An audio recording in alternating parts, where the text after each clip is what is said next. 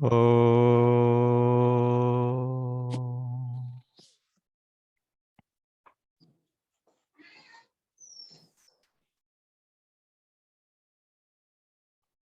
ॐ पूर्णमदः पूर्णमिदं पूर्णात् पूर्णमुदच्यते पूर्णस्य पूर्णमादाय पूर्णमेवावशिष्यते।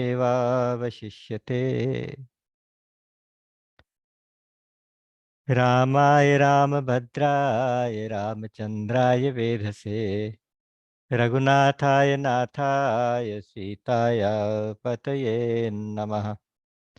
श्री राम राम रघुनंदन राम राम श्री राम राम भरताग्रज राम राम श्री राम राम रणकर्कश राम राम श्री राम राम शरणं भव राम राम। श्री रामचंद्र चरणौ मनसा स्मरामि श्री रामचंद्र चरणौ वचसा गृणामि श्री रामचंद्र चरणौ शिरसा नमामि श्रीरामचंद्र चरणौ शरणं प्रपद्ये। माता रामो मत्पिता रामचंद्रः स्वामी रामो मत्सखा रामचंद्रः सर्वस्वं मे रामचंद्रो दयालु नान्यं जाने नैव जाने न जाने। दक्षिणे लक्ष्मणो यस्य वामे च जनकात्मजा पुरुतो मारुतेयस्य तं वन्दे रघुनन्दनं। लोकाभिरामं रणरङ्गधीरं राजीवनेत्रं रघुवंशनाथं कारुण्यरूपं करुणाकरन्तं श्रीरामचन्द्रं शरणं प्रपद्ये। मनोजवं मारुततुल्यवेगं जितेन्द्रियं बुद्धिमतां वरिष्ठं वातात्मजं वानरयूथमुख्यं श्रीरामदूतं शरणं प्रपद्ये। कूजन्तं राम रामेति मधुरं मधुराक्षरम् आरुह्य कविताशाखां वन्दे वाल्मीकिकोकिलम्। आपदामपहर्तारं दातारं सर्वसम्पदां लोकाभिरामं श्रीरामं भूयो भूयो नमाम्यहम्। भर्जनं भवबीजानामर्जनं सुखसम्पदां तर्जनं यमदूतानां राम रामेति गर्जनम्। रामो राजमणिः सदा विजयते रामं रमेशं भजे। रामेणाभिहता निशाचरचमो रामाय तस्मै नमः। रामान्नास्ति परायणं परतरं रामस्य दासोऽस्म्यहम्। रामे चित्तलयः सदा भवतु मे भो राम मामुद्धर। राम रामेति रमे रामे मनोरमे सहस्रनाम तत्तुल्यं राम नाम वरानने। हा रघुनंदन प्राण प्रीते तुम बिन जियत बहुत दिन बीते। जे दिन गए तुम ही बिनु देखे ते बिरंच जनि पारहि लेखे। कृपा वारिधर राम खरारी पाहि पाहि प्रणतारतिहारी। अतुलित बल अतुलित प्रभुताई मैं मति मंद जान नहीं पाई। निज कृत कर्म जनित फल पायऊ अब प्रभु पाहि सरन तक आयो। असरन सरन बिरद संवारी, मोहि जनित जहु भगत हितकारी। श्रवण सुजसु सुनियायहु, प्रभु भंजन भवभीर। त्राहि त्राहि आरति हरन, सरन सुखद रघुबीर। मो सम दीन न दीन हित, तुम समान रघुवीर। अस विचारि रघुवंश मनि, हरहु विषम भवभीर। कामिहि नारि पियारी जिमि, लोभी प्रिय जिमि दाम। तिमि रघुनाथ निरंतर, प्रिय लागहु मोहि राम। राम राम राम।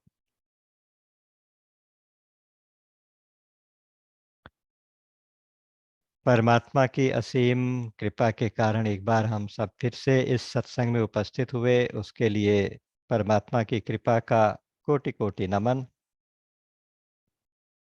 और आप सबके हृदय में बैठे हुए भगवान श्री सीताराम जी के चरणार बिंदों में मेरा कोटि कोटि नमन और आप सबका हार्दिक अभिनंदन।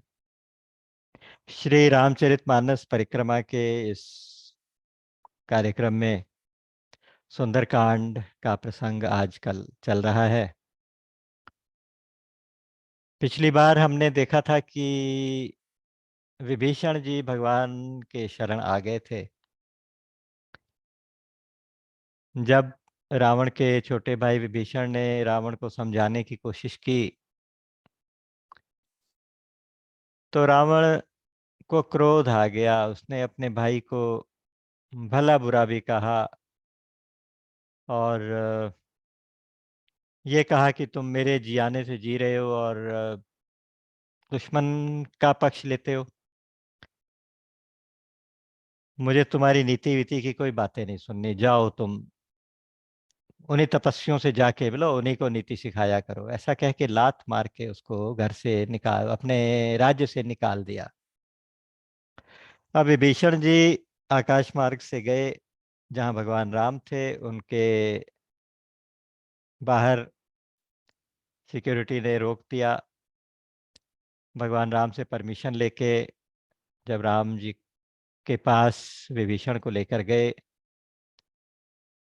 तो एक बार भगवान के दर्शन हुए तो देखते ही रह गए। ठिठक के एकदम आंखों का झपकना बंद हो गया, पुलकावली छा गई, एकदम शरीर का रोमांच हो गया, वाणी गदगद हो गई, आंखों में अश्रु आ गए।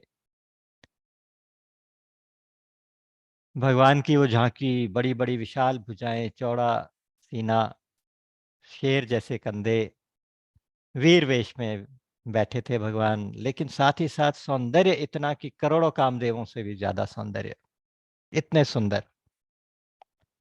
तो बस देखा तो देखते रह गए, कुछ बोल ना पाए। अचानक याद आया, धैर्य धारण करके जमीन पे गिर के दंडवत करने लगे। दंडवत का अर्थ मैंने बताया था कि जब साष्टांग प्रणाम होता है, 8 अंग, जब प्रणाम आठों अंगों से प्रणाम होता है, 2 पैर हो जाते हैं, घुटने हो जाते हैं, पेट, हृदय यानी छाती और सिर, ये 5 शरीर के अंग। उसके बाद मन से, वचन से और दृष्टि से प्रणाम, मतलब सिर झुका के, आंखें झुका के, मन से भी, वचन से भी, त्राहि त्राहि करके, पाहि माम त्राहि माम, प्रभु मेरी रक्षा करो, रक्षा करो। और अपना परिचय देने लगे कि नाथ दशानन कर में भ्राता, निशिचर वंश जन्म सुर त्राता, सहज पाप प्रिय तामस देहा, जथा उलूक तम पर नेहा। श्रवण सुजस सुनियाय हूँ, प्रभु भंजन भव भीर। त्राहि त्राहि आरती हरन, शरण सुखद रघुवीर। मैं आपका सुयश सुन कर आया हूँ। बस आप भक्त के भयहारी हैं, भक्त की रक्षा करते हैं। मैं आपका छोटा सा भक्त हूँ, आप मेरी रक्षा कीजिए प्रभु, मेरी रक्षा कीजिए। ऐसा करके बस चरणों में बस दूर से दंडवत कर रहे हैं। यहाँ पे लिखते हैं कि भगवान को दंडवत करने से भी ज्यादा उनके दीन वचन सुन के बहुत अच्छा लगा। दीन वचन सुनी प्रभु मन भावा, भुज विशाल गए हृदय लगावा। विशाल भुजाओं से एकदम एकदम उठ के चले गए, उनको उठाया वहां से और अपनी विशाल भुजाओं से उठा के अपने सीने से लगा लिया, हृदय से लगा लिया। और जहाँ बैठे थे भाई के साथ, बीच में विभीषण को बिठा लिया, अपने बिल्कुल निकट बिठा लिया। और पहला संबोधन क्या करते हैं, कहो लंकेश सहित परिवारा, कुशल कुठार बास तुम्हारा। खल मंडली बसों दिन राती, सखा धर्म निभहि कई भांति। हे लंकेश, हे सखा, ये विशेषण वो शरणागत बन के दास्य भाव से आया है, सखा भाव से तो आया ही नहीं था। शरण में आया था। त्राहि त्राहि आरती हरन, शरण सुखद रघुवीर। शरणागत को सुख देने वाले हे रघुवीर, मैं आपकी शरण आया हूँ। लेकिन यहाँ भगवान तो जो शरण आता है ना, उसको अपने सिर से भी ऊपर बिठाते हैं। यही दरबार दीन को आदर, रीति सदा चली आई। भगवान की रीति यही है, भगवान का तो बाना यही है कि वो दीनों को बस, भगत मेरे मुकुटमणि मैं भगतन कर दास, भगवान का वायदा। तो उन्होंने उनको लंकेश कह के संबोधित किया, विभीषण को। और पूछते क्या है कि हे लंकेश, परिवार सहित सब कुशल तो है? क्योंकि तुम्हारा निवास तो बड़ी गलत जगह पे है, तुम तो बहुत गलत जगह पे रहते हो। चारों तरफ तुम्हारे दुष्ट मंडली बसती है, खल मंडली बसो दिन राती। हे सखा, वहां पे रह के भजन कैसे होता है, वहां रह के तुम अपना धर्म का पालन कैसे करते हो? क्योंकि मैं जानता हूं तुम्हारा भाव कैसा है, मैं जानता हूं कि तुम्हें तो नीति की बात अच्छी लगती है, अनीति अच्छी ही नहीं लगती। और तुम्हारे चारों तरफ तो सिर्फ अनीति ही अनीति हो रही है। तो आपका भाई जब नीति के विरुद्ध बातें करता है, या जब और सभासद बाकी लोग उनका समर्थन करते हैं, तो तुम क्या करते वीडियो हो, चला कैसे? रहे, हाँ हम आइडिया चला रहे हैं। तो फोटो कहने है। श्री राम। तो तुम्हारा धर्म किस तरह से निभता है? मैं जानू तुम्हारी सब रीति, अति नय निपुण न भाव अनीति। तुम्हें अनीति अच्छी ही नहीं लगती। बस भगवान ये कह रहे हैं कि कुसंग की तो भगवान विधाता से प्रार्थना करें कि हमें बुरा संग, दुष्ट का संग तो कभी ना मिले। उससे अच्छा विधाता से कहो कि हमें नरक में भेज दे। बरु बास नरक करताता, दुष्ट संग जनि देई विधाता। क्योंकि विधा जो दुष्ट का संग है, वहां रह के तो बुरे कर्म ही होंगे। वहां पे भाव भी उसी तरह के बनेंगे, कुसंग का असर होगा, तो और पाप बढ़ेंगे। गरुड़ पुराण में एक श्लोक आता है, वरम ही नरके वासे, नहीं दुष्चरिते गृहे। नरक का वास अच्छा है, किसी दुष्ट के घर में रहना अच्छा नहीं है। क्यों? क्योंकि नरकात क्षीयते पापः और कुगृहान न निवर्तते। नरक में तो पापों का निवारण हो रहा है, नरक में तो पाप भुगत रहे हैं, है ना। पापों का, जो हमारे पापों का संग्रह था, वो नरक में उसका भुगतान हो रहा है, उसके बाद हम शुद्ध हो रहे हैं धीरे धीरे। लेकिन जब आप किसी दुष्ट के साथ रहते हैं, तो वहां तो आपके पाप और बढ़ते हैं, कम तो होते नहीं। तो हे सखा, तुम कैसे निभाते हो? एक लाइन में जवाब दिया भगवान ने। 5 प्रकार की चिंता अपनी जताई है कि भाई तुम्हारी कुशल तो है परिवार सहित। तो उसका एक लाइन में जवाब देके 5 तरह से विभीषण जी ने जवाब दिया कि मेरी कुशल है, मैं कुशल हूं। क्या क्या 5 चिंता भगवान को हुई है? सबसे पहला उन्होंने कहा कि कौलंकेश सहित परिवारा कुशल कुठाहर पास तुम्हारा। तुम सपरिवार कुशल तो हो, क्योंकि तुम्हारा निवास बहुत गलत जगह पे है। तो कहीं तुम्हारे परिवार के साथ कोई अनहोनी तो नहीं हो गई? कहीं रावण ने तुम लोगों को कोई परेशान तो नहीं किया?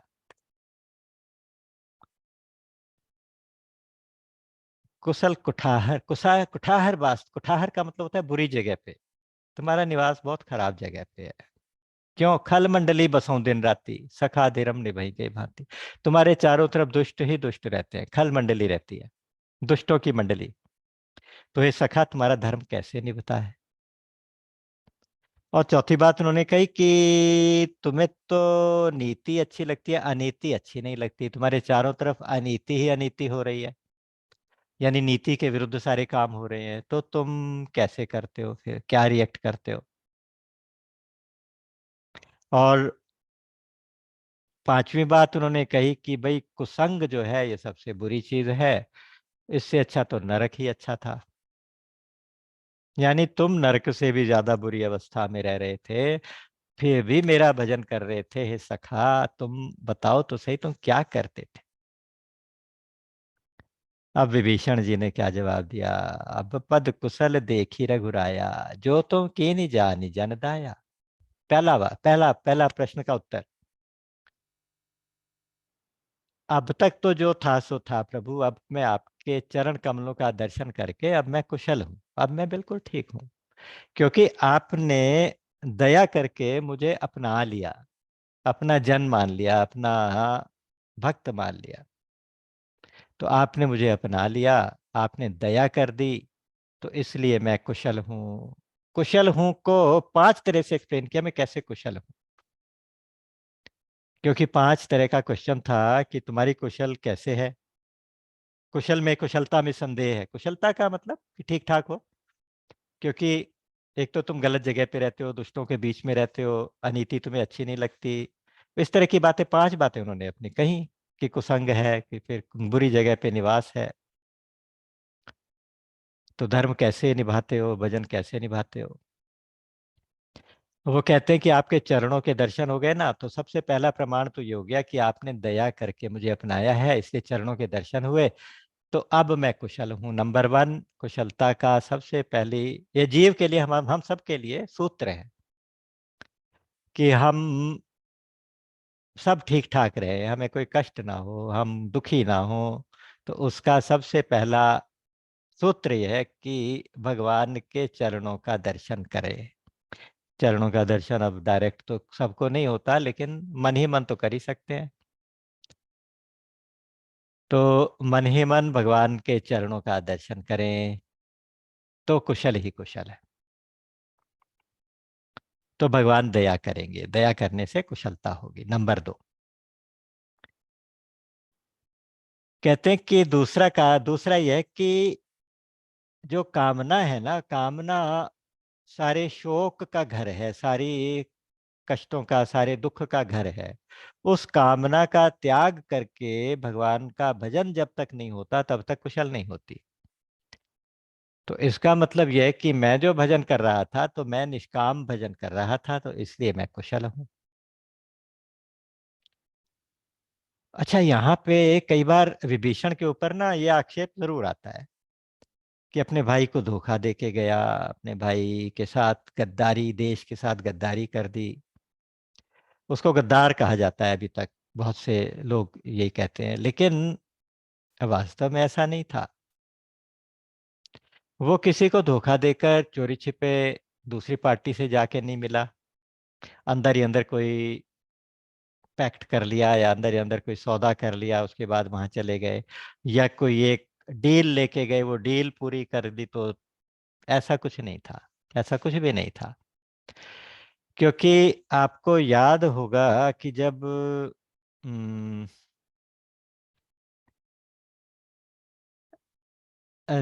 रावण, कुंभकर्ण और विभीषण का जन्म हो गया था, तो इन्होंने बड़ी तपस्या की थी।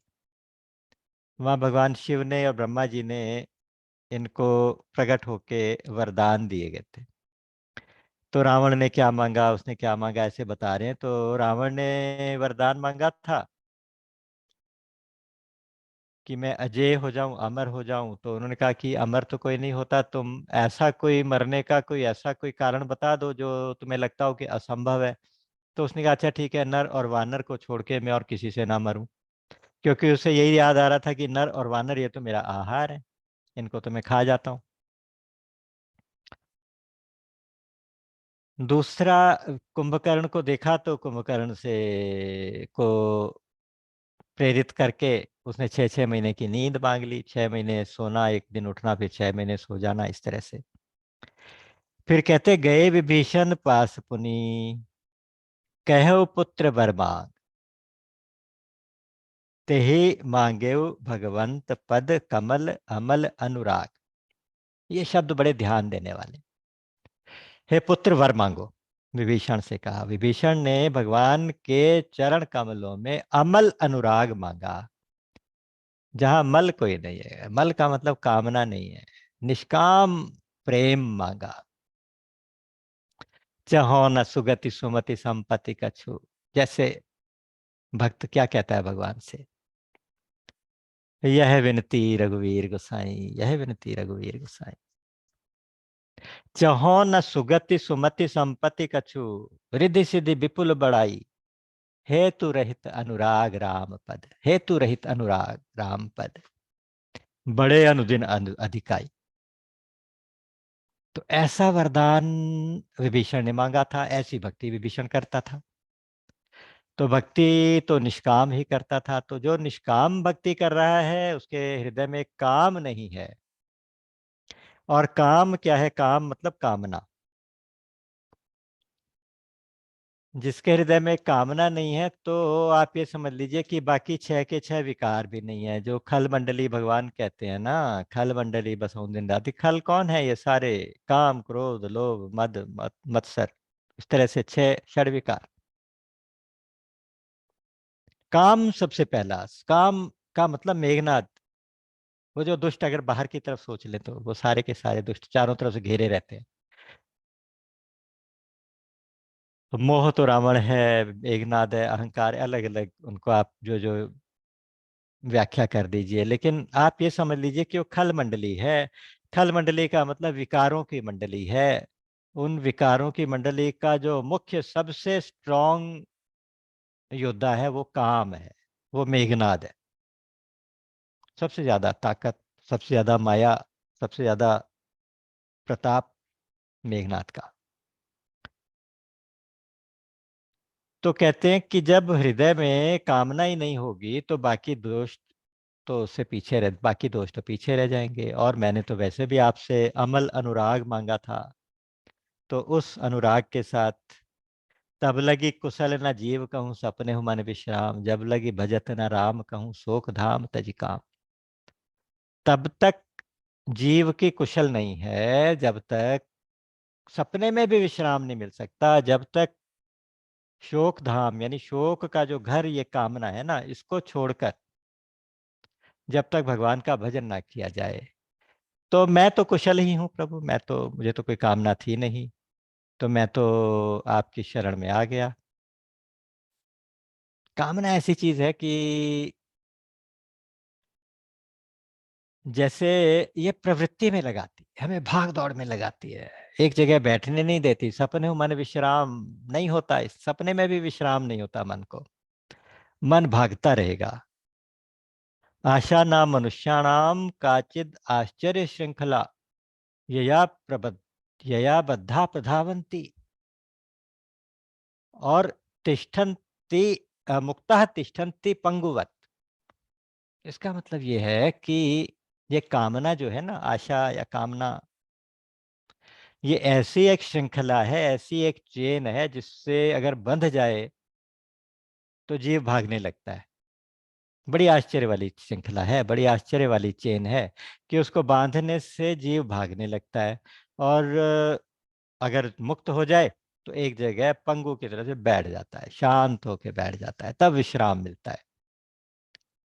तो यहाँ उन्होंने कहा कि दूसरा कुशलता का कारण यह है कि मैं तो निष्काम भजन करता हूँ। जब जो जीव निष्काम भजन करता है तो वो कुशल ही कुशल है। तीसरा फिर उन्होंने कहा कि तब लगे हृदय बसत खल नाना, लोभ मोह मत्सर मद नाना, जब लगी उर न बसत रघुनाथा, धरे चाप साय कटिभाता। आपका ये स्वरूप मेरे हृदय में रहता है प्रभु। तो जब तक काम तो कह चुके हैं, बाकी के विकारों का नाम यहाँ गिना रहे हैं, क्रोध लोभ मोह मद मत्सर, ये सारे जितने भी है ना, जितने भी खल मंडली है, ये तब तक परेशान करती है हृदय को जब तक हृदय के अंदर ये धनुर्धारी भगवान राम विराजमान नहीं होते। अगर हम राम जी को हृदय के अंदर बिठा लें तो हमें विकार तंग नहीं करेंगे, क्योंकि राम को देख के ही विकार दूर भाग जाएंगे। जब कोई विकार मन में आने लगेगा तो राम के नजदीक तो आ ही नहीं सकता। राम हमारे हृदय में हमेशा रहेंगे। आपने देखा होगा कि विभीषण जी तो इतने राम में थे, इतना भजन करते थे, इतना भजन करते थे। घर के बाहर भी राम आयुध अंकित गृह, शोभा बरनी न जाई, नव तुलसी का वृंद था। एक ऐसा माहौल बना दिया था लंका के अंदर, उस तामसिक नगरी के अंदर, उस दुष्टों की नगरी के अंदर एक ऐसा उन्होंने अनुकूल अपना एक ऑरा बना लिया था कि उसके अंदर रह के भजन कर रहे थे। तब लगी हृदय बसत खल नाना, लोभ मोह मत्सर मद नाना, जब लगी उर न बसत रघुनाथा, धरे चाप साय कटिभाथा। तो जब तक हृदय के अंदर भगवान धनुष बाण और तरकश धारण करके नहीं बैठते भगवान राम, तब तक कुशल नहीं होती। तब तक ये खल मंडली परेशान करती है, तब तक विकार परेशान करते हैं। तो मेरे साथ ऐसा भी नहीं, इसलिए भी कुशल हूं। तीसरी बात उन्होंने कही है कि राग और द्वेष, ये दो चीजें ऐसी हैं, इनको इन्होंने कहा है उल्लू।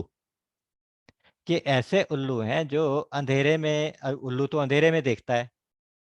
अंधेरा किस चीज का? ममता का अंधेरा। जहां ममता आ जाती है, जहां अहमता और ममता आ जाती हैं, तो अंधेरी रात हो जाती है, फिर कुछ भी दिखाई नहीं देता। बस क्या दिखाई दे, किसको दिखाई देता है? राग और द्वेष, ये दोनों जागृत हो जाते हैं।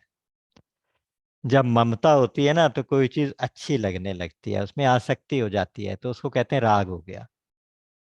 और जो चीज अच्छी लग रही है उसके विपरीत बुरी लगने लगती है, सीधी सी बात है, वो तो बिल्कुल स्वाभाविक सा है। आपको अगर एक चीज अच्छी लगती है तो स्वाभाविक बात है उसकी उल्टा, जो उसकी अपोजिट होगी वो बुरी लगेगी। जब ऐसा हो जाएगा तो राग और द्वेष के उल्लू जाग रहे हैं। ऐसा लगता है कि ममता के अंधेरे में, अंधेरी रात में राग और द्वेष के उल्लू जागृत हैं। और जब राम के प्रताप का सूर्योदय हो जाएगा तो ये सब सवेरा हो जाएगा, राग द्वेष भी भाग जाएंगे।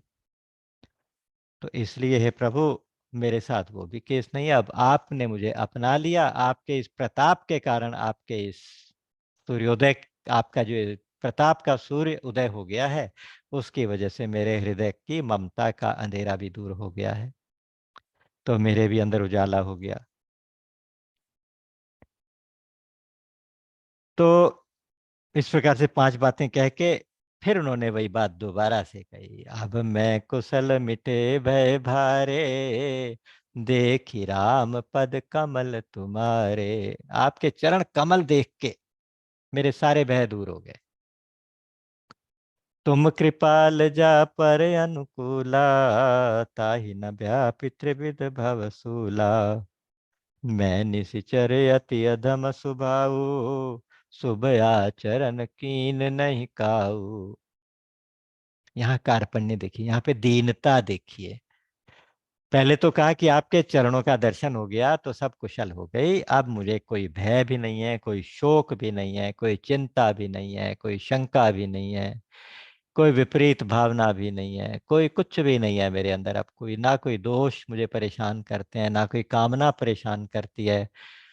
तो इसलिए प्रभु, ये शरणागति के लक्षण हैं सारे। मैं पहले तो डर रहा था रावण से, या अपने अपने भय से भयभीत था। सबसे बड़ा भय क्या होता है? मौत का भय होता है। अब जब जीव शरणागति ले लेता है, भगवान की शरण हो जाता है, तो ना तो कुछ करने का राग रह जाता है, ना कुछ पाने का लालच रह जाता है, ना जीने का भय, ना जीने की इच्छा रहती है, ना मरने का भय रहता है। कुछ भी नहीं रहता। ना लोक की चिंता, ना परलोक की चिंता, ना पुण्य की चिंता, ना पाप की चिंता, किसी बात की चिंता नहीं। तो कुशल जीव की कैसे होती है? प्रभु के चरणों के दर्शन से, दया से, निष्काम भजन से, और हृदय में भगवान को की मूर्ति को धारण करने से, और हृदय में भगवान के प्रताप का सूर्योदय होने से। और ये सब कुछ एक ही कारण से होता है। सब कुछ कैसे होगा? जब भगवान कृपा करेंगे, जब भगवान दया करेंगे। उस दया को कैसे कैसे प्राप्त करें? दया का उल्टा है याद। दया का उल्टा है याद। तो उसकी याद मन में बनाए रखें, लगातार बनाए रखें, नित्य स्मरण करें, हमेशा के लिए नित्य निरंतर चिंतन। तस्मात् सर्वेषु कालेषु माम अनुस्मर युध्य च। 8वां अध्याय 7वां श्लोक। हर काल में तुम मेरा स्मरण करो और युद्ध भी करो, भगवान कृष्ण ने कहा अर्जुन को। और जब आप, हे प्रभु, आप अनुकूल होते हैं ना, तो फिर सब कुछ असंभव भी संभव हो जाता है। उसको, जिसके ऊपर आप अनुकूल होते हैं, तो उसको तीनों ताप तंग नहीं करते, ना आधि भौतिक, ना आधि दैविक, ना आध्यात्मिक। तीन तरह के कष्ट होते हैं, आधि भौतिक, आधि दैविक, आधि आध्यात्मिक। तो ना तो शरीर के कष्ट, ना तो बाहर से कोई कष्ट, ना कोई अंदर से कष्ट, कोई भी, ना मानसिक कष्ट, कुछ भी नहीं होते फिर। तीन प्रकार की ईषणा जो होती हैं, तीन प्रकार की इच्छा, पुत्रेषणा, वित्तेषणा, लोकेषणा, सब समाप्त हो जाती हैं, सब समाप्त।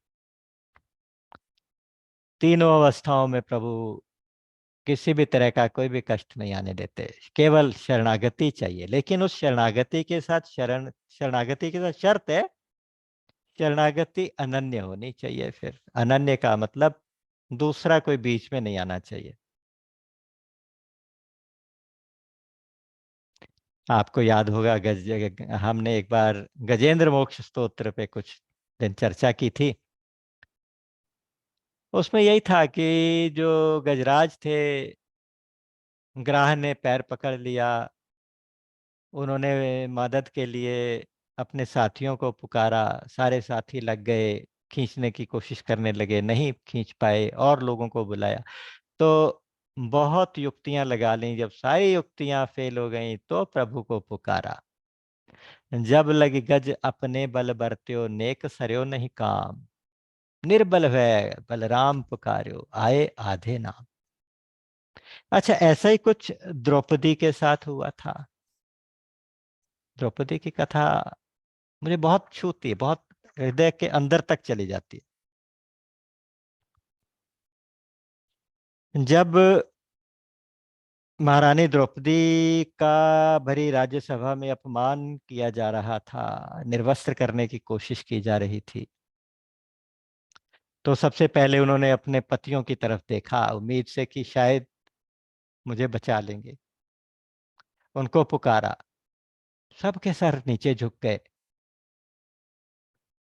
फिर उन्होंने देखा, जितने बड़े बूढ़े बैठे हैं, भीष्म पितामह हैं, कृपाचार्य जी जो कुल के आचार्य, द्रोणाचार्य जी जो कौरव पांडव दोनों के आचार्य, इतने बड़े बड़े लोग बैठे, उनकी तरफ देखा, उन्होंने भी कोई मदद नहीं की। फिर जब उन्होंने महाराज युधिष्ठिर, महाराज धृतराष्ट्र के आगे गुहार लगाई कि आपकी सभा में मेरा अपमान, मैं आपकी कुल वधू हूं, देख लो क्या हो रहा है,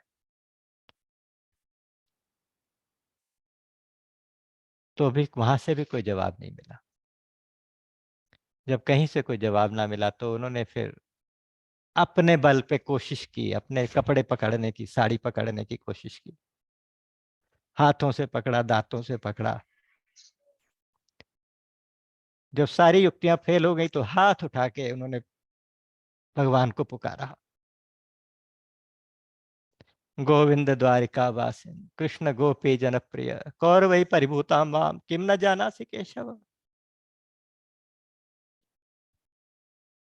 हे नाथ, हे रमानाथ, व्रजनाथ आर्तिनाशन, कौरवार्णव मग्नाम माम उद्धरस्व जनार्दन, उद्धरस्व जनार्दन।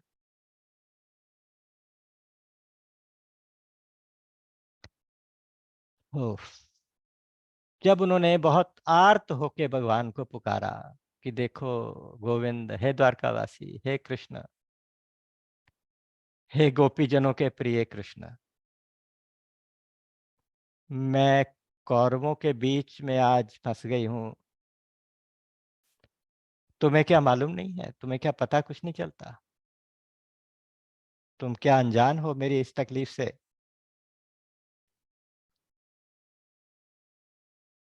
हे नाथ, हे रमानाथ, हे व्रजनाथ, हे आर्त के कष्टों को दूर करने वाले, हे प्रभु,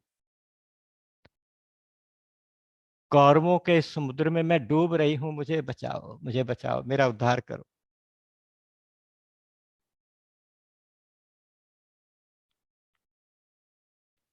कृष्ण कृष्ण महायोगिन विश्वात्मन विश्वभावन, हे कृष्ण, हे विश्वात्मन, विश्व के आत्मा, हे सर्वव्यापक, उस रूप में पुकारा कि प्रकट हो जाओ, मदद करो।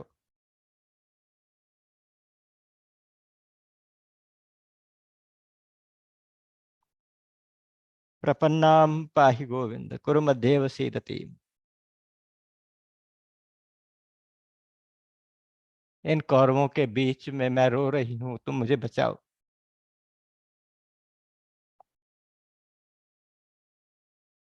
तो ऐसी अनन्यता वाली जो एक करुण प्रार्थना होती है वो भगवान सुनते हैं।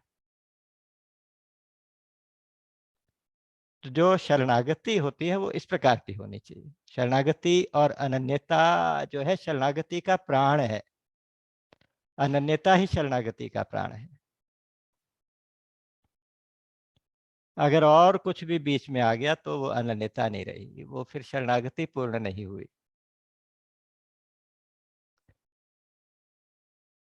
तो यहाँ इतनी दीनता, इतनी कार्पण्य विभीषण की शरणागति में।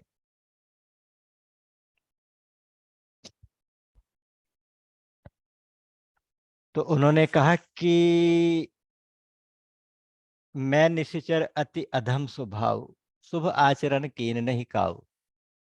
मैंने आज तक कोई भी शुभ आचरण नहीं किया, मैं तो निशाचर हूं, मैं तो, मेरा अधम स्वभाव है।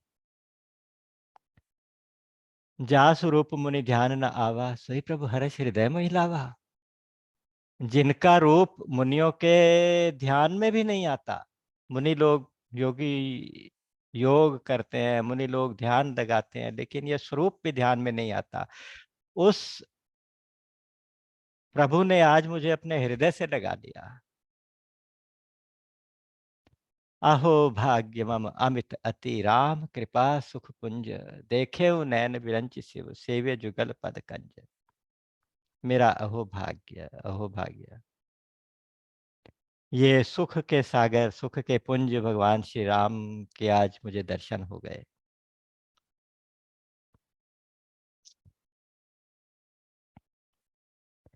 क्यों? तुम कृपाल जा पर अनुकूला, ताहि न व्यापी त्रिविधव सूला। ये उसका जवाब है, क्योंकि तुम अनुकूल हो गए हो। अच्छा, हम, भगवान तो हमेशा ही अनुकूल है। भगवान हमेशा किसी के प्रतिकूल नहीं होते। सुहृदम सर्वभूताना ज्ञात्वा माम शांति मृच्छति। भगवान सबके सुहृद है, भगवान सबके सुहृद है, भगवान सबके अनुकूल है। बस हमें उनके अनुकूल होना है, तो फिर हम कहते हैं कि भगवान अनुकूल हो गए, तो अनुकूलता आ गई।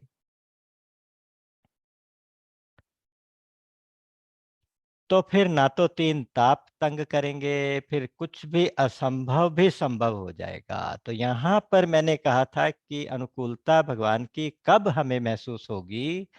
जब हमारे अंदर अनन्य शरणागति का भाव होगा। ये सूत्र है, ये बस याद करिए। जीव क्या करे, हम क्या करें, हम जैसे जीव क्या करें?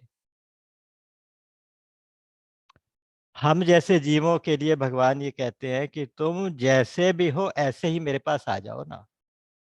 एक बार आके मुझे कह तो दो कि मैं तुम्हारा हूं। एक बार आके सिर्फ इतना तो कह दो कि मैं तुम्हारा हूं प्रभु। तुम तो पूरी दुनिया के बने रहते हो, एक बार मेरा भी बन के देख लो। भगवान ये कहते हैं।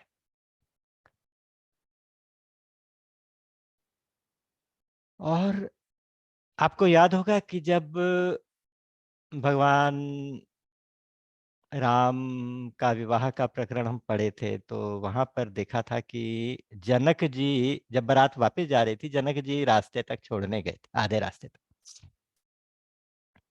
जहां से उन्होंने विदा ली है, तो उन्होंने वहां पे एक प्रार्थना की है, बहुत सुंदर प्रार्थना की है। वहां पे क्या क्या है? करहि जोग जोगी जही लागी। योग जिसके लिए, योगी लोग जिसके लिए योग करते हैं, और कोह मोह ममता मद त्यागी। क्रोध लोभ मद मत्सर ममता इत्यादि छोड़ के जो योगी लोग जिसको प्राप्त करने के लिए योग करते हैं, व्यापक ब्रह्म अलख अविनाशी। जो व्यापक है, ब्रह्म है, अलख है, अविनाशी है, चिदानंद निर्गुण गुण राशि, मन समेत जहि जान न बानी, तरक न सकहि सकल अनुमानी। ये ब्रह्म का निरूपण किया इतना सुंदर शब्दों में कि तुम वो ब्रह्म हो हे राम। मैं तुम्हें जानता हूं, तुम वो ब्रह्म हो। मन समेत जहि जान न बानी, यतो वाचो निवर्तन्ते अप्राप्य मनसा सह। न तत्र चक्षुर्गच्छति न वांग गच्छति नो मना। ना तो मन ना वाणी, उसको जान नहीं सकते, कल्पना भी नहीं कर सकते, उसकी वाणी से वर्णन भी नहीं कर सकते, और तर्क से तो उसको कोई एक्सप्लेन ही नहीं कर सकते, सिद्ध भी नहीं कर सकते। तर्क न सके सकल अनुमानी। तो ऐसे ऐसे ब्रह्म महिमा निगम नेति नित गाई। जो वेदों ने जिनकी महिमा नेति नेति कह के नित्य गाई है, और जो तिहु काल एक रस रहाई। महिमा निगम नेति नित कही, जो तिहु काल एक रस रहाई। नैन विषय मोह कहूं भयऊ। मेरे नैनों का विषय हो गए, मेरे मेरे सामने साक्षात प्रकट हो गए। इन चक्षुओं से, इन चर्म नेत्रों से, चर्म चक्षुओं से मुझे दिखाई देने लगे। सो समस्त सुख मूल सबई लाभ जग जीव कहाँ, भय ईस अनुकूल। जब भगवान अनुकूल हो जाए तो फिर सारे लाभ ही लाभ हैं, फिर सारे फायदे। तो इसका मतलब केवल भगवान की अनुकूलता हो गई है, अनुकूलता की कृपा हो गई है, अनुकूलता हो गई है, कृपा हो गई। यहाँ भी वही है, तुम कृपाल जा पर अनुकूला, ताहि न व्यापि त्रिविध भव सूला। तो मुझ जैसे अधम को, मुझ जैसे निशाचर को, जिसने कभी कुछ किया ही नहीं, हालांकि इतना भजन कि हनुमान जी उनसे इंप्रेस हो गए। इतना भजन करने वाले विभीषण जी कहते हैं मैं तो कुछ किया ही नहीं, ना कुछ किया ना कर सकूं, ना कुछ करने जो। शरभंग जी ने भी तो यही कहा था। क्या उन्होंने कहा था कि मैं तो बिल्कुल साधनहीन हूँ ठाकुर जी, मैं बिल्कुल साधनहीन, कोई साधन जानता ही नहीं। और जबकि इतना तप किया था कि उनको लेने के लिए खुद ब्रह्मा जी का विमान इंतजार कर रहा था, ब्रह्मलोक ले जाने के लिए।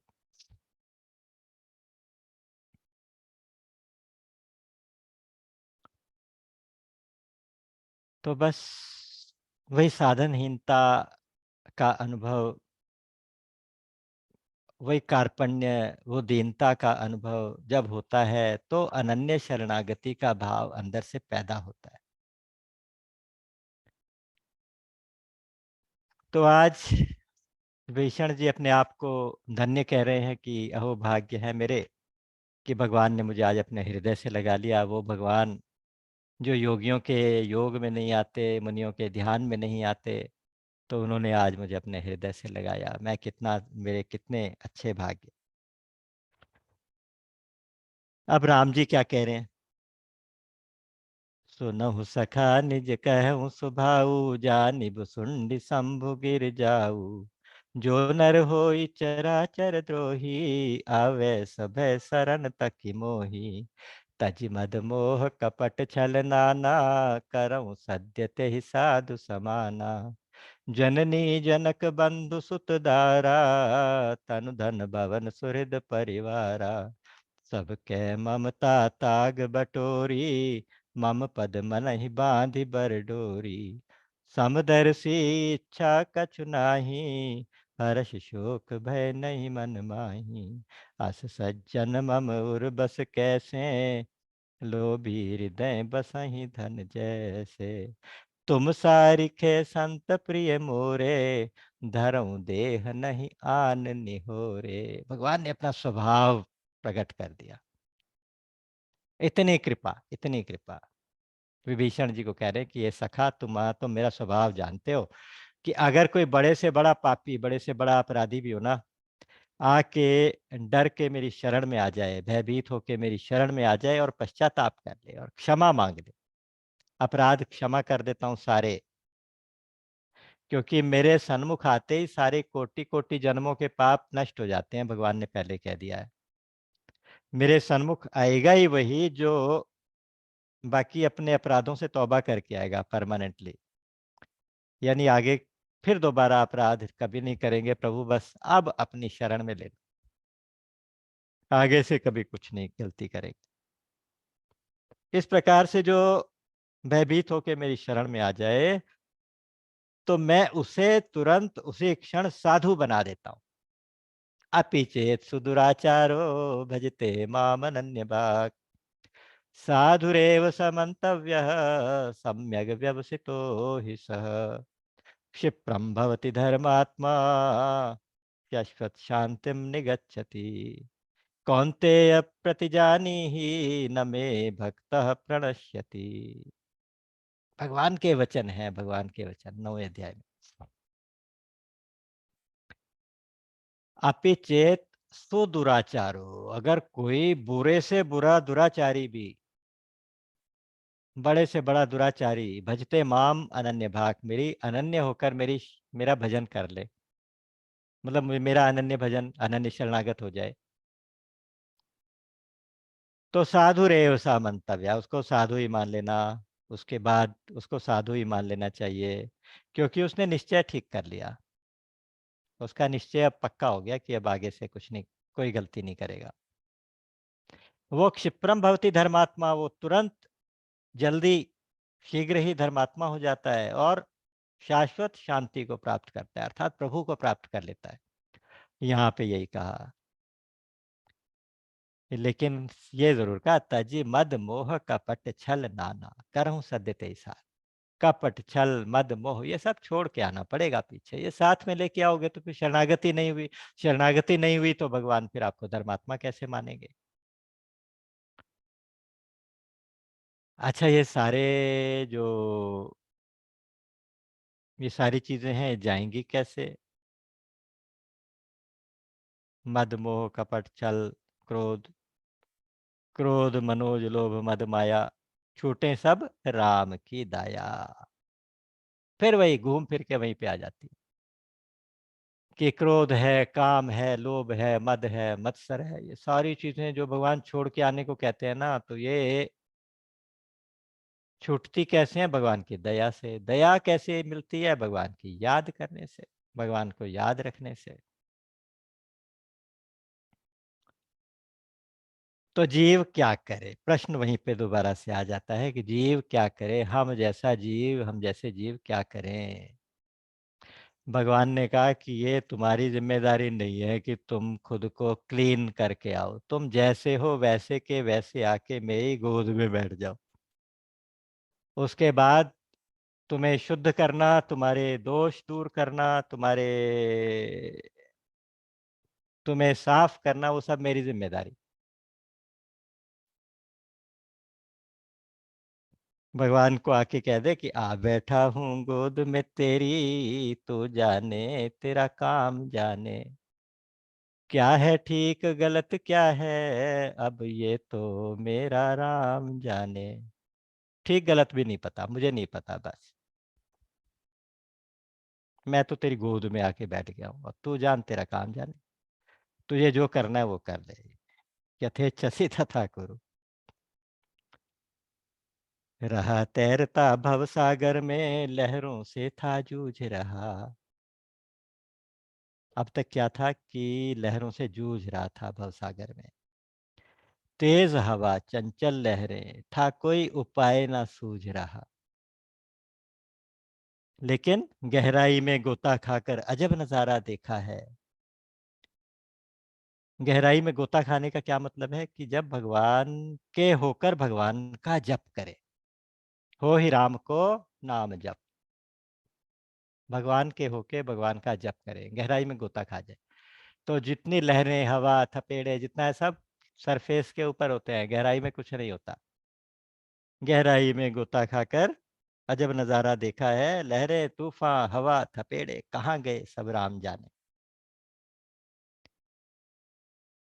और इस शरणागति के भाव में क्या है कि जब आप भगवान की गोद में आके भगवान के हो गए, भगवान के अलावा दूसरा कोई है ही नहीं, तो जल ही जल सब और लबालब, अजब शांति सी है अच्छाई।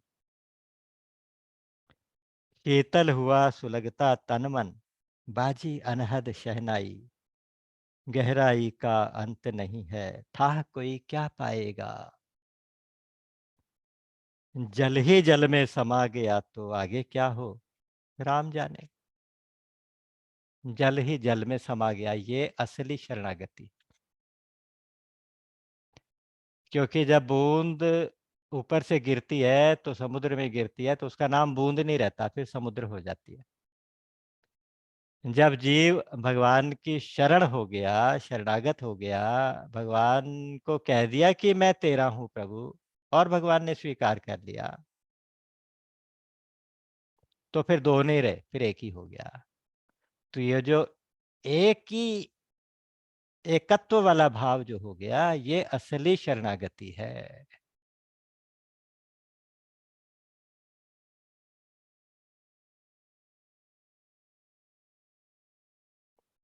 क्योंकि जब माया सताए तो क्या करो, मायापति की शरण में जाओ, और क्या करो। बहुत छकाया है माया ने, जाल मनोहर है डाला, मायापति हम तेरे सेवक, तू ही बन जा रखवाला।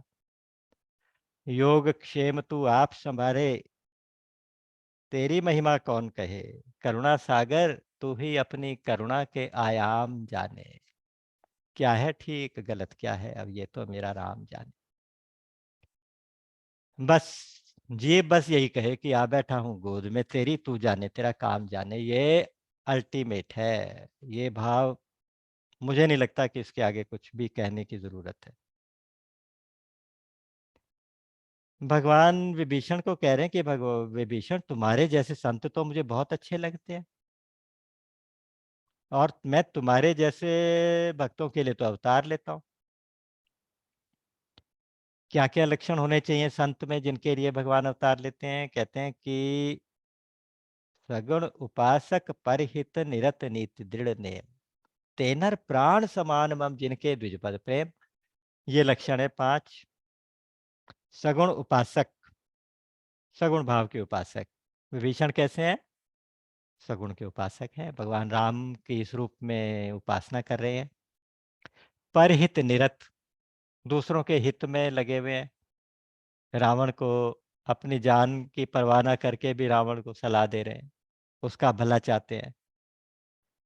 और नीति, नीति की बात करते हैं, हमेशा दृढ़ नेम से रहते हैं। रात्रि के अंतिम प्रहर में जब हनुमान जी ढूंढते हैं, तो उस टाइम में हम विभीषण के जागने का टाइम हो गया था, और जागते ही क्या करते हैं, राम राम तेई सुमिरन कीना, हृदय हर्ष कभी सज्जन चीना। अरे वाह, इतने दृढ़ नेम से उठ गया ये बंदा, और राम राम करते हुए उठा है। उठते ही पहला शब्द राम, राम राम, इसके आगे कुछ कहने को नहीं बचता। और ब्राह्मणों के लिए हृदय में प्रेम हो। जब हनुमान जी ब्राह्मण के वेश में गए, तो कर प्रणाम पूछी कुशलाई, विप्र कहो निज कथा बुझाई। प्रणाम कर रहे हैं उनको कि हे विप्र, हे ब्राह्मण देवता, आप अपनी कथा बताओ जरा, क्या बात, आप कहाँ से आ गए।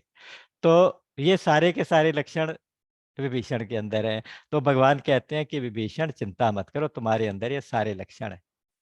जैसे अर्जुन को भगवान कृष्ण कहते हैं कि ये दैवी संपदा, ये आसुरी संपदा। दैवी संपदा मुक्ति के लिए, आसुरी संपदा बांधने के लिए। लेकिन कोई बात नहीं अर्जुन, तुम चिंता मत करो, तुम्हारी तो सारी संपदा दैवी संपदा है, तुम्हारे अंदर सारे दैवी गुण हैं। शबरी को क्या कहते हैं? कहते हैं कि 9 प्रकार की भक्ति है, इसमें से कोई एक भी कर ले तो मुझे प्राप्त कर ले, वो मेरा प्रिय हो जाए। तो शबरी जी, आपके अंदर तो 9 की 9 भक्तियां हैं, आप तो कमाल हो। निषाद राज को भी ऐसे कहते हैं, या विभीषण को भी ऐसा कह रहे हैं। भगवान ने 3 ही तो सखा बनाए थे, निषाद, विभीषण और सुग्रीव। सुग्रीव को राजा बना दिया। निषाद तो राजा ही थे अपने अपने उसके क्लैन के। और विभीषण को मिलते ही राजा कह के, लंकेश कह के संबोधित किया। और यहाँ फिर कहने लगे, सुन लंकेश, सकल गुण तोरे ताते तुम अतिशय प्रिय मोरे। तुम्हारे अंदर सारे गुण हैं, इसलिए तुम मुझे बहुत प्रिय, तुम्हारे अंदर सारे गुण हैं, तुम मुझे बहुत प्रिय हो। ऐसा कहते ही तो जितने की वानर लोग हैं, जितनी सेना है, सब जय जय कर रहे हैं भगवान की करुणा देख के, कृपा देख के, भक्त वत्सलता को देख के जय जयकार हो रही है। ऊपर से पुष्प वृष्टि हो रही है, देवता पुष्प वृष्टि कर रहे हैं।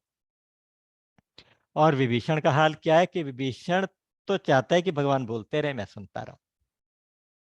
जैसे अर्जुन कहता था कि प्रभु आप बोलते रहो, मैं सुनता रहूं, मेरी तृप्ति ही नहीं हो रही, मैं क्या करूं। यहाँ भगवान के वचन सुन सुन के विभीषण को तृप्ति नहीं हो रही। नेत्र सजल है, वाणी गदगद है, बोल कुछ पा नहीं रहे। और आते ही लंकेश कह के संबोधित किया। यहाँ पे आके फिर लंकेश कह रहे हैं, सुन लंकेश सकल गुण तोरे। तो इसका मतलब ये मुझे राज्य देना चाहते हैं। समझ गया, समझ गया। तो यहाँ तुरंत कहता है कि प्रभु पहले कुछ वासना रही होगी तो रही होगी, अब मेरे अंदर कोई वासना कुछ नहीं चाहिए, मुझे कुछ नहीं चाहिए प्रभु, मुझे सिर्फ आपकी भक्ति चाहिए। और कछु प्रथम वासना रही, प्रभु पद प्रीति सरित सो बही। आपकी कृपा की सरिता में सब बह गया, सारे दोष बह गए, सारी वासनाएं बह गई, जो पूर्व जन्म की भी वासनाएं थी ना, सब बह गई। बस अब मैं कुशल मिटे भय भारे, अब मैं बिल्कुल कुशल हो गया हूं, अब मैं बिल्कुल ठीक हो गया हूं। तो हे प्रभु, आप बार बार चरणों को पकड़ते हैं, बार बार चरणों को पकड़ के कहते हैं कि प्रभु मुझे अपनी अनन्य भक्ति का वरदान दे दीजिए। जो भगवान शिव जी को सदा प्रिय है ना, नाथ भगति अति अनपायनी, देहु कृपा करी मन भाए, शिव मन भावनी। मुझे अपनी भक्ति जो शिव जी को प्रिय है ना, वो वाली भक्ति दे दीजिए। अनपायनी भक्ति, अनपायनी भक्ति क्या होती है कि अनन्य भक्ति, भक्ति का वरदान भी मिल गया। अब तो वैसे भी कुछ वासना रह ही नहीं सकती, भक्ति मिल गई तो। लेकिन भगवान कहते हैं कि भाई विभीषण जी, मेरा दर्शन अमोघ है, मैं कुछ ना कुछ तो जरूर दूंगा। तो तुरंत उन्होंने लक्ष्मण जी को और दूसरे लोगों को कहा कि जाके समुद्र का जल लेके आओ। सारे तीर्थों का जल समुद्र में जाता है, तो समुद्र के जल में सारे तीर्थों का जल होता है। तो सभी तीर्थों का जल एक तरह से समुद्र के जल के रूप में मंगाया गया, और भगवान ने विभीषण का राज्याभिषेक कर दिया। आज से तुम लंकेश, आज से लंका का राज्य तुम्हें दिया।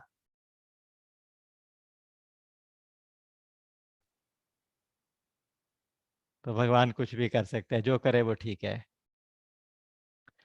जो संपत्ति शिव राव नहीं, दीन दिए दस मात, सोई संपदा विभीषण ही, सकुच दीन रघुनाथ। जो संपत्ति, यानी ये लंका का राज्य रावण को मिला था, कैसे 10 सिर जब जब उन्होंने शिव जी की तपस्या की थी, तो शिव जी ने ये लंका का राज्य उनको दिया था। 10 बार सिर काट के यज्ञ की अग्नि में जलाया था, भगवान शिव को अर्पित किया था, तब ये संपदा मिली थी। आज इस संपदा को भगवान दे रहे हैं, लेकिन मन ही मन संकोच कर रहे हैं कि अब ये क्या करेगा इसका। भक्ति का वरदान दे चुके हैं, उसके आगे इस राज्य की तो कोई कीमत ही नहीं है। इतनी तुच्छ सी चीज मैं इसे भेंट कर रहा हूँ, बताओ।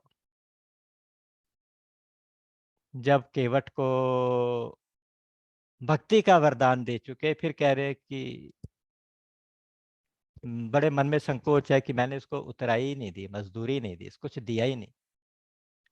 भगवान इतने संकोची है, इतनी बड़ी चीज देखे, खुद को देने के बाद भी कहते हैं कि मैंने इसको कुछ दिया ही नहीं अभी तक। दूसरी चीज, राज्य तो इसी का ही है, अब अधिकारी तो यही था। रावण तो एक तरह से जब उसने विभीषण को लात मार दी, तो आयुहीन बहसा तब ही भयो विभविन तबई भागा। सब क्लियर कट कह दिया था कि अब उसका ये राज्य तो एक समाप्ति, अब तो ये विभीषण को मिलने ही वाला है। उसकी चीज उसी को दे रहा हूं, तो इस बात का भी संकोच होगा। और इस बात का भी संकोच होगा कि भक्ति के बाद अब ये राज्य दे रहा हूं, तो भक्ति के आगे तो ये तुच्छ सी चीज है। तो यहाँ संकोच से दिया, ऐसो को उदार जगमाई, ऐसो को उदार जगमाई। इतना बड़ा उदार, भगवान से बड़ा उदार कोई हो सकता है क्या। बिनु सेवा जो द्रव्य दीन पर, राम सरिस को नाही, ऐसो को उदार जगमाई। जो गति जोग विराग जतन करी, नहीं पावत मुनि ज्ञानी। मुनि ज्ञानी योगी बहुत यत्न करके, बहुत साधन करके जिस गति को पाना चाहते हैं, जिस सदगति को पाना चाहते हैं, सो गति देत गीध सबरी कहें, प्रभु न बहुत जिए जानी। गीध को वो गति दे दी, शबरी को वो गति दे दी, ऐसे ऐसे जीवों को गति दे दी, वो वाली गति जो योगियों को नहीं मिलती, ज्ञानियों को, मुनियों को नहीं मिलती। इतना बड़ा उदार कोई हो सकता है। तो वहां पे ये लाइन बिल्कुल ऐसी की ऐसी, जैसे ये दोहा है, ऐसी वहां पे आई है। जो संपत्ति 10 शीस अरप करी, रावण शिव पह लीनी, तो संपदा विभीषण कहे अति सकुच, सहित हरि दीनी। जो संपत्ति रावण ने शिव जी से 10 बार सिर काट के अर्पित करने के बाद पाई थी, वो आज भगवान ने विभीषण को दे दी, बहुत थोड़ी सी समझ के, सबको संकोच के साथ दे दी। तो इसलिए तुलसीदास जी आपसे अपने मन से क्या कह रहे हैं, तुलसीदास सब भांति सकल सुख, जो चाहसी मन मेरो, तो भजू राम काम सब पूरन करे, कृपा निधि तेरो, ऐसो को उदार जगमाही, ऐसो को उदार जगमाही। विनय पत्रिका का पद है। भगवान की उदारता, इससे बड़ी और क्या हो सकती है। तो प्रभु का उदार स्वभाव देखकर भी, प्रभु का ये उदार स्वभाव देखकर भी जो भगवान का भजन नहीं करते, वो पशु हैं, वो जानवर हैं। बस फर्क इतना है कि जानवर के पूंछ होती है और सींग होते हैं, तो उनके तो पूंछ और सींग नहीं है तो जानवर।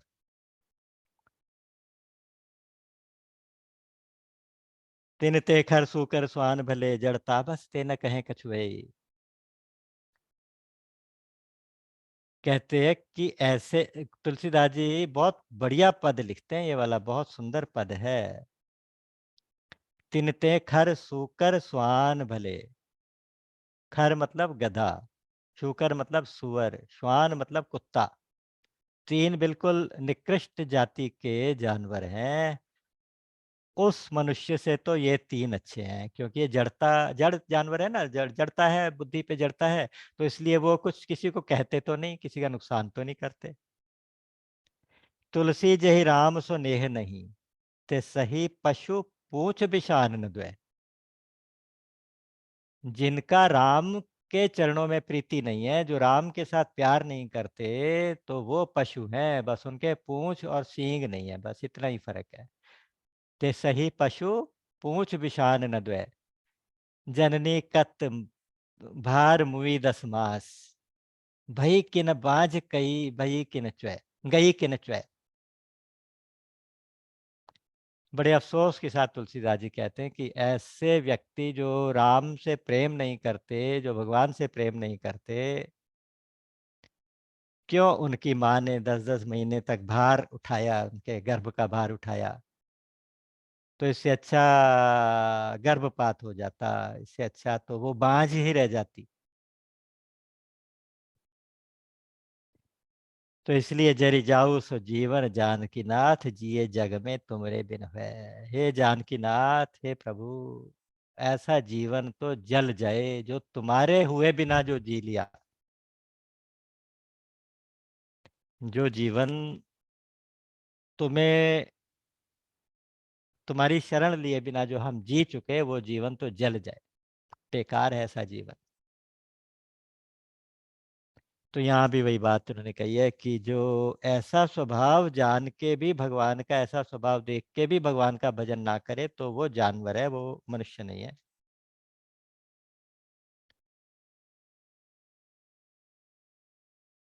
तो इस विभीषण शरणागति के प्रसंग में भाव तो बहुत आते हैं, बहुत तूफान की तरह से आते जाते हैं। लेकिन कथा को आगे बढ़ाते हैं कि तब क्या हुआ कि भगवान ने अब थोड़ा सीरियस नोट पे सुग्रीव और विभीषण को साथ बिठाया, मीटिंग की, उससे कहा कि देखो भाई, ये जो इतना बड़ा समुद्र है, बड़े बड़े जीव जंतु हैं इसमें, मकर उरग झष जाति, इतने सारे मकर हैं, उरग हैं, झष, यानी इतने बड़े बड़े जीव जंतु हैं इसके अंदर, इतना बड़ा अथाह समुद्र है, गहरा, इसको पार कैसे किया जाए, कोई तरीका बताओ भाई, सब लोग सोच के बताओ। तो विभीषण से पूछा। विभीषण ने कहा कि प्रभु, ये जो समुद्र है ना, आपका कुल गुरु है, हालांकि आपकी सामर्थ्य में कोई डाउट नहीं है, आपका एक बाण, केवल एक बाण सैकड़ों सागरों को सुखा सकता है। लेकिन प्रभु, ये आपका कुल गुरु है ना, आपके कुल का बड़ा है। वो कैसे कि राजा सगर थे, तो उन्होंने, कहते हैं कि जब गंगा की धारा आई थी, तो उस गंगा की धारा को समाने के लिए समुद्र को खुदवाया था। तो राजा सगर ने समुद्र को बनवाया था एक तरह से। तो तुम्हारे कुल का बड़ा है, तो इसलिए आप सागर से प्रार्थना करके देखो। और ये देखिए, वही सागर है जिसने मैनाक को कहा था कि राम का दूत जा रहा है भैया, उसकी सेवा करो, सेवा करो। लेकिन आज उस सागर के आगे राम जी हाथ जोड़ के बैठे हैं, और विभीषण ने कहा है कि आप सागर से प्रार्थना करके देखो, ये रास्ता दे दे। कहा ठीक है, ऐसा करते हैं, बहुत अच्छी नीति की बात है। लक्ष्मण को गुस्सा आ गया, उसने कहा कि क्या प्रभु ऐसी नीति की बात करते हो, ये क्या नीति हुई। उद्योगिनम सिंहम उपैति लक्ष्मी, दैवम देहमिति कापुरुषा वदंती, ये सूत्र है कि जो उद्योगी होता है उसको लक्ष्मी मिलती है। अरे ये तो कायरों का काम है, देव देव पुकारते हैं। भगवान कह रहे कि देखें, अगर भाग्य ने सहारा दिया तो भाग्य ने, देव ने सहारा दिया, तो हम प्रार्थना करके देखते हैं, शायद समुद्र रास्ता दे दे। क्या देव देव कह रहे हो, कायरों वाली बात है। ऐसा कह के उन्होंने इनडायरेक्टली राम को कायर भी कह दिया, और राम से असहमति, राम के इस विभीषण की इस सलाह से असहमति दिखाई। तो भगवान मुस्कुरा पड़े, बस बुरा नहीं माने, मुस्कुरा पड़े, बोले शांत रहो लक्ष्मण, देखो ये विभीषण को के डाउट्स दूर हो जाने दो, और होगा तो वही जो तुम कह रहे हो, भगवान पहले से जानते हैं। तो जाके कुशासन डाल के समुद्र के किनारे बैठ के समुद्र की प्रार्थना कर रहे हैं कि समुद्र जी, हमें रास्ता दे दो, रास्ता दे दो। तो भगवान राम की विनयशीलता देख के उसको समुद्र ने शायद कुछ और समझा। कभी कभी हमारी शराफत को लोग कमजोरी समझ लेते हैं। तो समुद्र ने नहीं सुना, 3 दिन तक बैठे रहे, लेकिन समुद्र ने प्रार्थना नहीं सुनी। विनय न मानत जलधि जड़, गए 3 दिन बीती। बोले राम सकोप तब, भय बिन होई न प्रीति। अब राम जी थोड़ा सा गुस्से की एक्टिंग कर रहे हैं। लक्ष्मण बान सरासन आनु, सोशो बारिर बिसिक किसानु, सठ सन विनय कुटिल सन प्रीति, सहज कृपन सुन सुंदर नीति। ममता रसन ज्ञान कहानी, अति लोभी सन विरति बखानी, क्रोधे सम कामई हरि कथा, ऊसर बीज में फल जथा। इतनी सारी बातें कह दी एकदम। उन्होंने कहा कि देखो, अ, अच्छा इससे पहले क्या हुआ, छोटा सा प्रसंग बीच में रह गया कि भगवान प्रार्थना करने बैठ गए।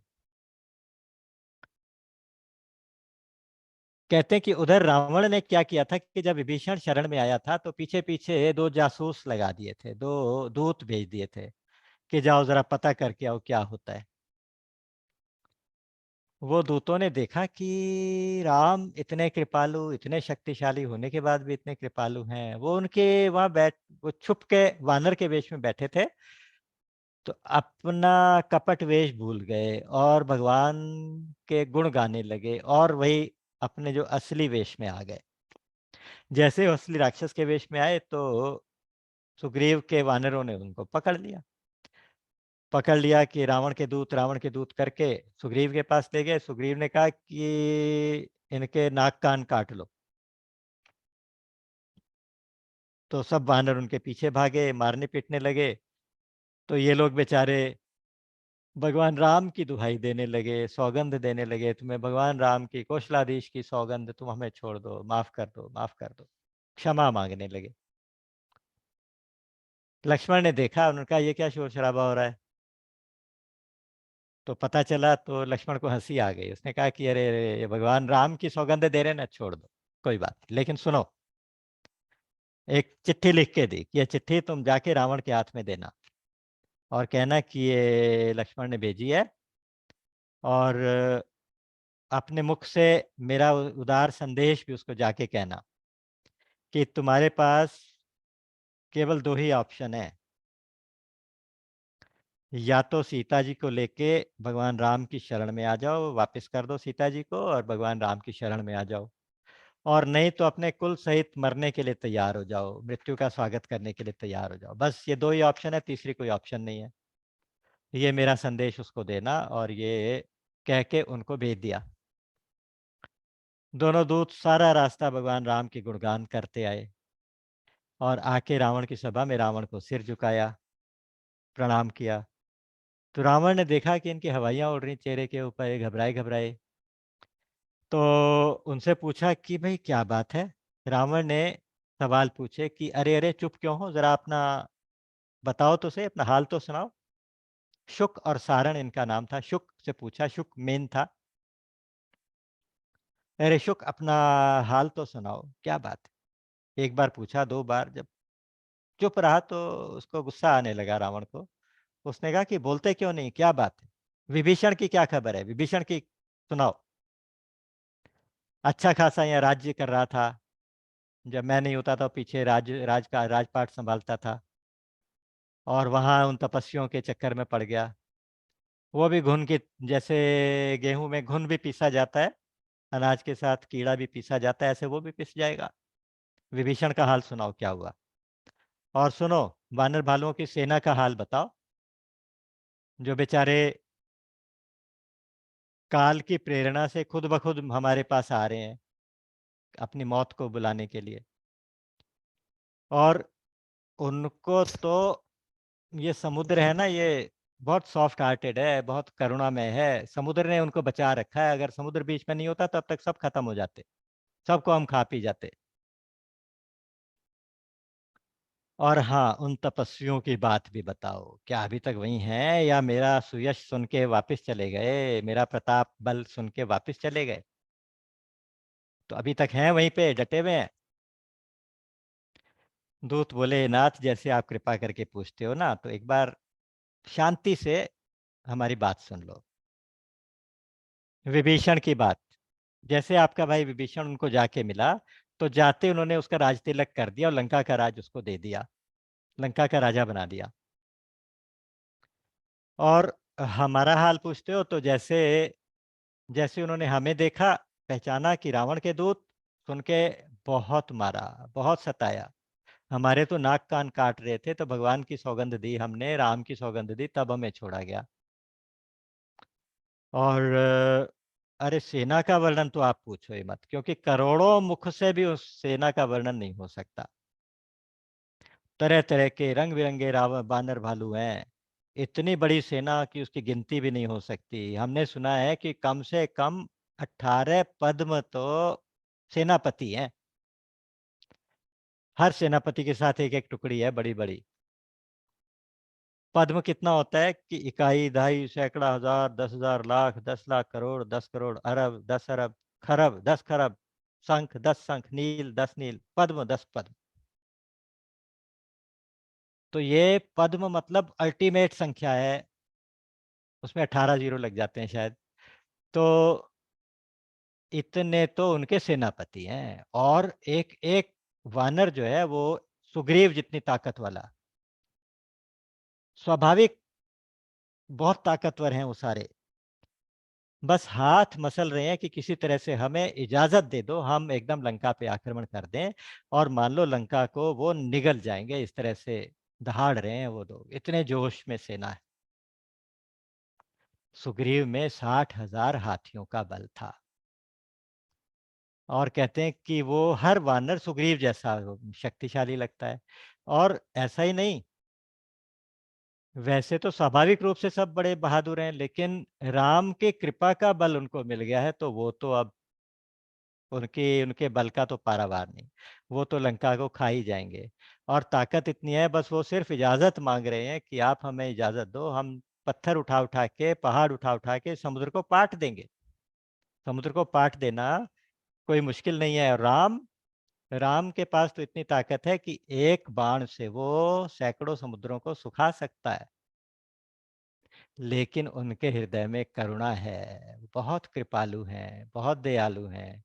और आपके भैया विभीषण ने उनको कहा कि वो सागर से रास्ता मांग रहे हैं।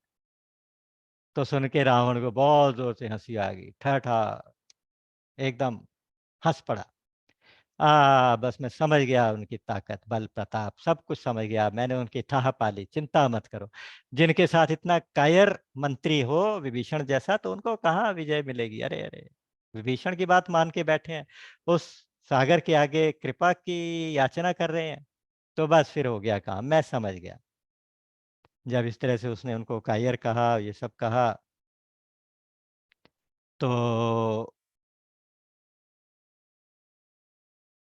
दूतों को गुस्सा आ गया। शुक ने ना जेब से पत्रिका निकाली, उसने कहा यही ठीक टाइम है। तो उसने वो लेटर जो लक्ष्मण जी ने दिया था, वो लेटर दिया कि प्रभु ये लेटर पढ़ो, और इससे आपको थोड़ा सा समझ में आएगा कि मैं क्या कहना चाहता हूँ। तो जैसे उन्होंने वो दिया, लेटर दिया,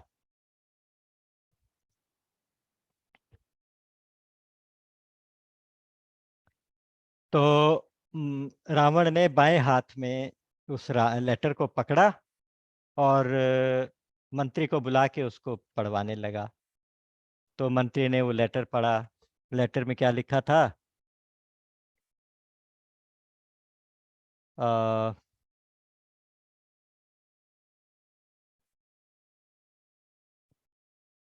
बातन मने रिझाई सठ जनघाल स्कुल खीस, राम विरोध न उबरसी शरण विष्णु अजीस, कीत अजमान अनुजीव प्रभु पद पंकज भृंग, होहि की राम सरानल खलकुल सहित पतंग। तुम बातों ही बातों में अपने आप को बहलाओ मत, रावण को कहा, कि या तो तुम पतंगा बन जाओ, या तो तुम भंवरा बन जाओ, या तो भगवान राम के चरणों में, चरण कमलों का भंवरा बन जाओ, और या तो अपने कुल सहित राम के क्रोध की अग्नि का, बाण की अग्नि में पतंगा बन जाओ। या तो भंवरा या पतंगा। तो सुन के रावण मन ही मन तो थोड़ा डरा, लेकिन ऊपर ऊपर से हंस के बोला कि अरे अरे, ये तो छोटा तपस्वी तो बस बातों ही बातों में लगा है, कि बातों का विलास है, ये सब वाग विलास करता है। जमीन पे पड़े हैं और आकाश को छूने की बात करते हैं। कहाँ वो, कहाँ मैं, हमारा कोई उनसे मुकाबला ही नहीं। इस तरह से कह के उसने अपना अहंकार दिखाया। तो अब दूत ने रावण को फिर समझाया। उसने कहा कि प्रभु, मैं जो बात कह रहा हूँ वो बिल्कुल सत्य है, जो चिट्ठी में लिखी है अक्षरशः सत्य है, मैं देख के आया हूँ खुद। और अगर आप मेरा कहना मानो, मुझे आपने जिस जॉब पे भेजा था उसका रिजल्ट यही है कि तुम सीता को वापस कर दो। जैसे ही कहा कि सीता को वापस कर दो, तो रावण को गुस्सा आया, उसने उसको भी लात मारी और देश से निकाल दिया, निकल जा लंका से। कहते हैं कि ये पुराने जन्म में एक तपस्वी था, ज्ञानी था, काफी वेदनिष्ठ ब्राह्मण था, जंगल में रह के तपस्या करता था। शुक की बात जो करे, जिस दूत को उसने रावण ने निकाल दिया, तो वो शुक जाके भगवान राम की शरण में पहुंचा और वहां जाके उसको अपनी गति वापस मिली और दोबारा से उसका शाप की गति से मुक्त हुआ। वो शाप ये था कि एक बार उसके आश्रम में अगस्त्य ऋषि पधारे थे, तो अगस्त्य जी को उसने भोजन के लिए निमंत्रित किया। तो मुनि ने कहा ठीक है, हम भोजन करेंगे, कह के वो स्वीकार करके चले गए स्नान आदि करने के लिए। तो पीछे से एक कोई राक्षस था, वज्रदंत नाम था उसका, वो उस मुनि से काफी द्वेष करता था। तो वो अगस्त्य मुनि का वेश धारण करके आ गया और उनसे बोला कि भाई एक बात बताना, हम भूल गए थे कि हम तो आज मांस खाएंगे, जानवर का मांस खाएंगे। ये कह के वो चला गया। वो मुनि थोड़ा हैरान तो हुए, लेकिन कहा कि भाई अब खुद आए हैं कहने के लिए, तो उसने फिर मांस बनवाने की इंतजाम कर दिया। तो जब वो आए तो उनके आगे मांस परोसा गया, तो अगस्त्य मुनि नाराज हो गए। उन्होंने कहा कि तुम्हें इतना ही मांस खाने खिलाने का शौक है तो जाओ निशाचर हो जाओ, राक्षस हो जाओ।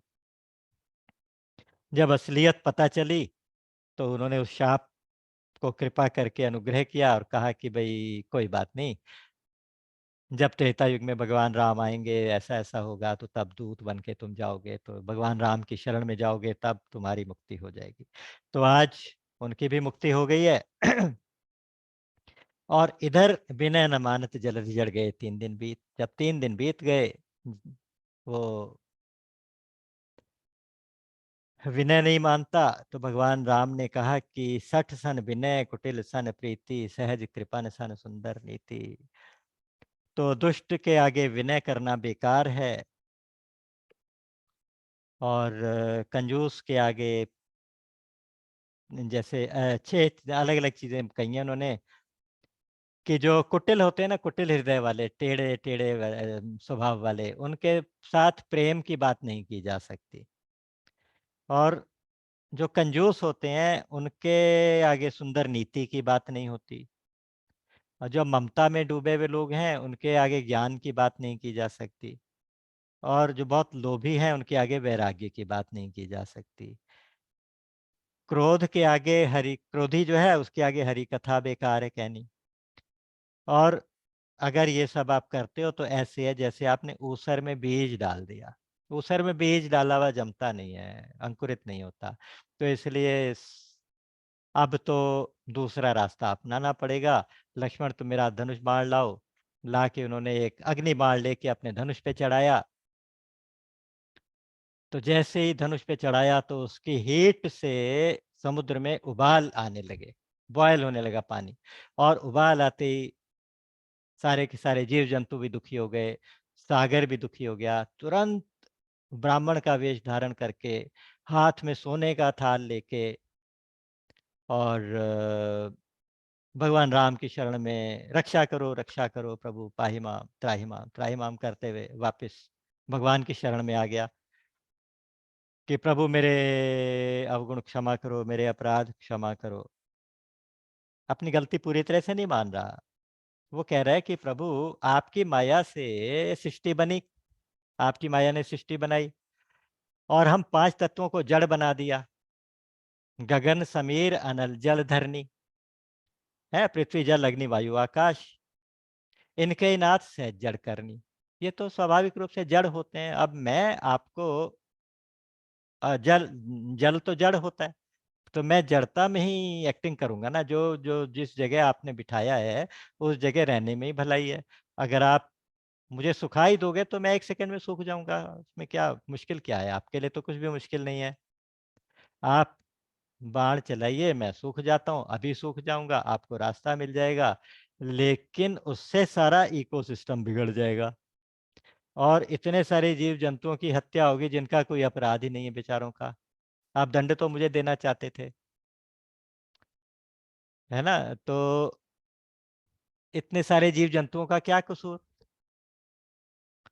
तो इसलिए प्रभु, जो जहाँ पे आपने जिसको रखा है, वहीं-वहीं उसी मर्यादा में हम लोग रहते हैं। हम पाँचों तत्व अपनी-अपनी मर्यादा में हैं, तो मैं तो उस मर्यादा का ही पालन कर रहा था। प्रभु, आप मर्यादा पुरुषोत्तम हैं, फिर भी मेरे अपराध क्षमा करिए और मेरे लिए जो आज्ञा हो वो कहिए। भगवान ने कहा कि भई हमें आज्ञा-वाज्ञा और तो कुछ बात नहीं है, केवल इतना कहना है कि हमारी सेना पार जाना चाहती है, हमें कोई रास्ता बताओ। तो समुद्र ने कहा कि हे नाथ, आपकी सेना में नल और नील नाम के 2 राक्षस हैं। सॉरी, 2 वानर हैं। शिल्प कला में, आर्किटेक्चर में दोनों एक्सपर्ट्स हैं और बचपन में इनको ब्राह्मणों ने, मुनियों ने श्राप दिया था।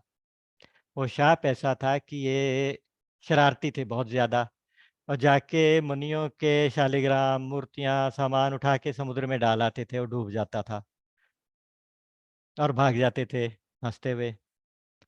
तो एक मुनि ने इनको शाप दिया था कि तुम जिस चीज़ को हाथ लगा दोगे वो कभी डूबेगी नहीं। तो अगर वो बड़े से बड़ा पत्थर भी उठा के पानी में डालेंगे तो पत्थर तैर जाएगा। ये उनको शाप मिला था, आज उस शाप को वरदान सिद्ध होने का टाइम आ गया। तो आप उनकी मदद लेके मेरे ऊपर एक पुल की रचना कराइए। मैं भी अपने बल के अनुसार जितना मेरे से हो सकेगा मैं भी मदद करूँगा। कुछ नल-नील करेंगे, लेकिन प्रभु, जो असली फैक्टर होगा वो तो आपकी कृपा ही होगी, आपका प्रताप होगा जिसके कारण समुद्र बन जाए, समुद्र पे पुल बन जाएगा, एक असंभव सी बात संभव हो जाएगी। तो तीनों कालों, तीनों लोकों में आपका यश गाया जाएगा हमेशा के लिए। तो आप पुल बना दीजिए, इनके छूने से तो पत्थर तैर जाएगा। आपके प्रताप से वो पत्थर अपनी जगह बना रहेगा, एक पत्थर दूसरे पत्थर से चिपका रहेगा। ऐसी कथा आती है कि जब पत्थर से पत्थर मिलाना था तो इधर भी राम लिखा, इधर भी राम लिखा तो दोनों चिपक गए। तो इस तरह से आपके नाम के प्रताप से पत्थर आपस में चिपके रहेंगे और पुल बनता जाएगा। और मैं थोड़ी कोशिश ये करूँगा कि जब इतनी बड़ी सेना उसके ऊपर से निकलेगी, तो उस पुल को फिर नीचे डिप नहीं होने दूँगा और पत्थरों को इधर-उधर ड्रिफ्ट भी नहीं होने दूँगा। तो ये सारी चीज़ें मिला के, लेकिन अल्टीमेटली तो आपका प्रताप ही तीनों चीज़ों में काम करेगा। तो आप इस प्रकार से समुद्र पे पुल बनाइए। ऐसा कह के राम ने कहा कि अब तो ये धनुष पे बाण चल गया, अब तो ये छूटेगा, कहीं न कहीं तो ज़रूर जाके अटैक करेगा। क्योंकि बाण अमोघ है, ऐसा हो नहीं सकता कि अब वापिस तरकश में बिना लक्ष्य को भेदे वापिस आ जाए। तो अब हम इसका क्या करें? तो समुद्र ने कहा कि मेरे उत्तर तट के ऊपर एक जगह है, वहाँ पे उस जगह का नाम बताया कि वहाँ पे कुछ दुष्ट लोग, डाकू लोग रहते हैं। उनका काम है चोरी, डाका इस तरह के चीज़ें करना, तो आप ये उनके ऊपर चला दीजिए। तो भगवान ने कहा ठीक है, ऐसा कह के उन्होंने वो बाण उधर नॉर्थ तट पे चला दिया और उन दुष्टों का नाश हो गया। इधर समुद्र प्रसन्न हो गया, वापस चला गया। यहाँ पे तुलसीदास जी लिखते हैं कि निज भवन गवनेउ सिंधु श्री रघुपति यह मत भायऊ, यह चरित कलिमल हर जथा मति दास तुलसी गायहु। सुख भवन संशय समन दवन विषाद रघुपति गुण गना, तज सकल आस भरोस गावहि सुनहि संतत सठ मना। सकल सुमंगल दायक रघुनायक गुण गान, सादर सुनहित तरहि भव, सिंधु बिना जल जान। सियावर राम जय जय राम। तो समुद्र अपने घर चला गया। रघुनाथ जी को उसकी ये सलाह बहुत अच्छी लगी। तो ये जो चरित्र है, ये जो सारी कथा है, ये कलयुग के पापों को हरने वाला है। तुलसीदास जी ने अपनी बुद्धि के अनुसार थोड़ा सा इसका वर्णन किया है। रघुनाथ जी के गुण जो हैं, सुख के धाम हैं, संदेह का नाश करने वाले हैं, और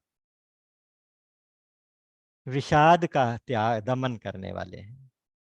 ये इस कांड की फलश्रुति है। क्या क्या होता है? संदेह दूर हो जाते हैं, विषाद दूर हो जाते हैं, और सुख होता है। सब तरफ से सुख ही सुख होता है। तो इसलिए हे मूर्ख मन, तू संसार का सारी आशा भरोसा छोड़कर निरंतर इनके गुणों को, भगवान राम के गुणों को सुन और गा।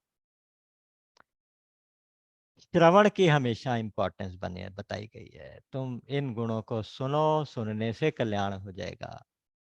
वक्ता की इतनी इंपॉर्टेंस नहीं है जितनी श्रोता की इंपॉर्टेंस है। श्रोता कितना एनग्रॉस होके, कितना इस कथा के अंदर घुस के इसको सुनता है, ये उसके ऊपर निर्भर करता है, भाव के ऊपर निर्भर करता है। जितना जिसका भाव होगा उतना उसको आनंद आएगा। तो इसलिए भगवान का गुणगान क्या है? सकल सुमंगलदायक है, सारे मंगल का देने वाला है।